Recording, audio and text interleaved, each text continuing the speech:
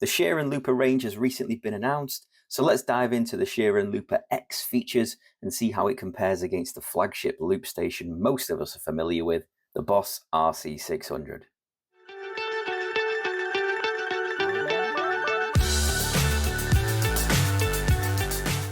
Hello everybody and welcome to the channel. Now before we get started, consider subscribing to the channel to stay in the loop. I frequently post videos like this and your support is always appreciated.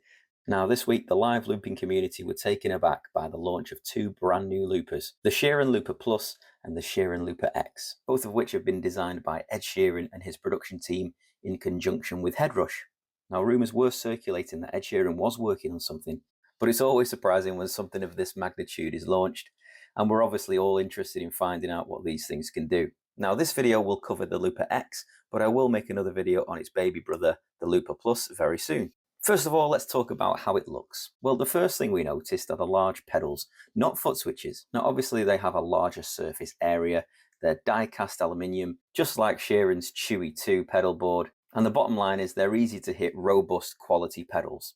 There are 8 pedals in total. The top 4 will select the tracks, and the bottom 4 are record, overdub, play, stop, and then we have mode and function. There's a 7-inch high-resolution multi-touch display, and there is also visual LED feedback above each pedal to monitor what is happening in real time. It's a matte black powder-coated steel chassis, so it should be extremely robust and allow you to get physical with the unit and perform plenty of gigs without worrying about damage. On the top left, we have a 360-degree navigation wheel for navigating through the menu, which also has an LED ring indicator. And on the top right, there are 4 input gain control knobs, a main out volume knob, headphone out volume knob, and also an auxiliary in volume control knob. Now these are all the physical buttons and switches located on the unit itself, which is great to see. It keeps things streamlined, minimalistic, and avoids us having to worry about too many hardware issues in the long run. It's also great to see the large touchscreen display and ability to navigate through the menus this way, and let's face it, that's the world we live in. We all appreciate a nice user interface, and at first glance this thing does look really good. So it's well built, it's well designed, but let's take a look at the rear of the unit and see what connectivity it offers. So we have 4 combination XLR 1/4-inch balanced inputs. There's a 3.5mm stereo input for an auxiliary device such as a phone or other audio equipment. We have 2 balanced XLR outputs. We have 2 1/4-inch balanced outputs. We have a 1/4-inch stereo output for your headphones. We have an expression input to insert an external expression pedal. There's 5-pin MIDI in and out. We have USB Type A and USB Type B ports. We have an SD card slot so we can import other audio files. And then we have the power input and power switch located on the far side. So there's a good range of ins and outs. It's great to see the balanced XLR outputs here, which is something that's missed on the RC-600. Now delving into the looping features of the Sheeran Looper X, we have 5 different looping modes, including a multi and single mode, or song mode as it's known on the Looper X, as well as sync, band and free modes, which offer the ability to vary the track lengths amongst other features.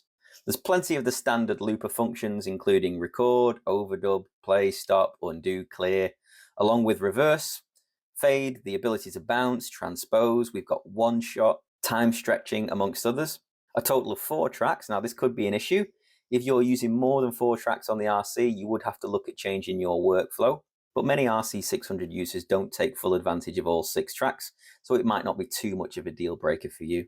Loop lengths have an unlimited amount of time with a maximum of 99 layers for overdubbing. Loop files are stored as WAV files. There's not a limit to the amount of stored loops. However, the onboard storage time is 7 hours, so you would have to take this into account. And there's 5.1 gigabytes of onboard storage space, but you do have the option to insert an SD card to save and load loops. Some additional features it also includes are the built-in effects, including 9 different multi-effects types, and even 159 custom designed presets, and 26 customizable single effects for you to explore. There are 302 built-in drum and percussion loops, and a metronome or click to assist you if required. And there's also things like the one-shot, time stretching, auto BPM detection, internal pedal assignment customization, external expression pedal customization, chromatic tuner, backing track player, multi-track mixer, MIDI clock sync, and audio routing customization. Now there are many more features than this, all of which can be found in the manual, but this clearly is a workhorse and it will certainly give the top spec flagship loopers of the world a run for their money. Now, added to this, we should also mention that it does have a quad-core processor, 32-bit flow audio recording, which is the same as the RC-600. We've got 2 in and 2 out channels for USB recording, and it can accept external files via USB and the SD card. So let's talk about dimensions and weight. And looking at the Looper X, it's certainly something to consider. It does have a larger footprint than the RC-600, and as you can see, the dimensions speak for themselves. The Looper X is longer, it's deeper, and it's taller than the RC-600, and the weight of the pedal is something definitely worth considering, with the RC-600 weighing in at 2.4 kilos, and the Looper X weighing in at 7.3 kilos. Now, being 3 times heavier than the RC-600 may have a big impact on how mobile you can actually be with this pedal. Now, without having yet got my hands on the Looper X, there are a list of things that I know the RC-600 is capable of, which the new Sheeran Powerhouse Looper may not be able to contend with, such as the 2 control expression inputs on the RC-600, so that's up to 4 external switches or 2 expression pedals. There's a great selection of built-in rhythms with the ability to use the RC rhythm converter to create your own. There are 9 foot switches on each of the 3 modes, so that's 27 customizable onboard pedals per memory. It's a much smaller footprint and lighter to carry around. You can send multiple commands with a single press of a foot switch.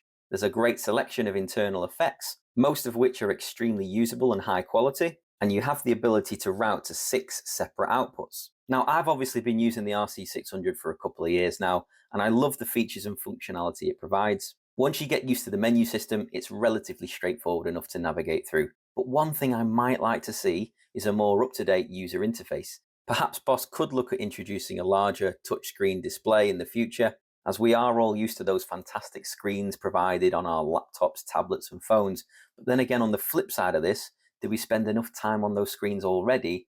And do many of us even need another screen to be looking at, especially when you're making music or performing in a live environment? The RC-600 has been a staple of the looping world since it was launched, and there hasn't been much competition to rival it, especially with its 32-bit audio quality and 6 tracks. And even now, we're still comparing a 4-track looper with a 6-track looper. And to some people, there is no comparison. You might be an Ed Sheeran superfan and love everything about the new range of loopers, and it might be perfect for your workflow if you perform lots of Sheeran-esque arrangements of songs. Or you might really dislike the guy and everything about his style of looping altogether.